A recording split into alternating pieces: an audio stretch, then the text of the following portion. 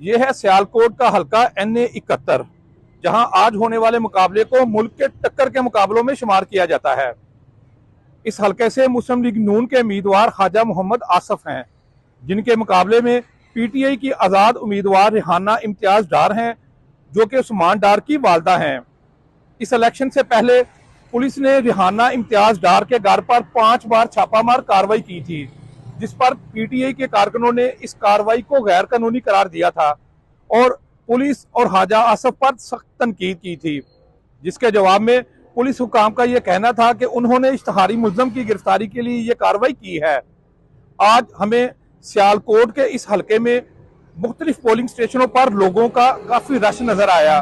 खसूसन नौजवानों की बड़ी तादाद टोलियों की शक्ल में आज वोट डालने के लिए यहाँ पहुंची, जिस पर तवक्को की जा रही है कि यहाँ पर आज टर्नआउट काफ़ी बेहतर रहेगा।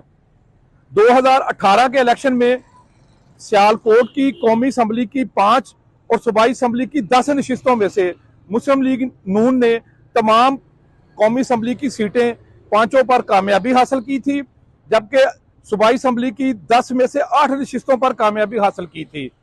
इस इलेक्शन में अगरचे मुस्लिम लीग नून के लिए हालात साजगार नहीं रहे और नौजवानों की बड़ी तादाद जो है वो हमें PTI के उम्मीदवारों के साथ देती हुई नजर आई।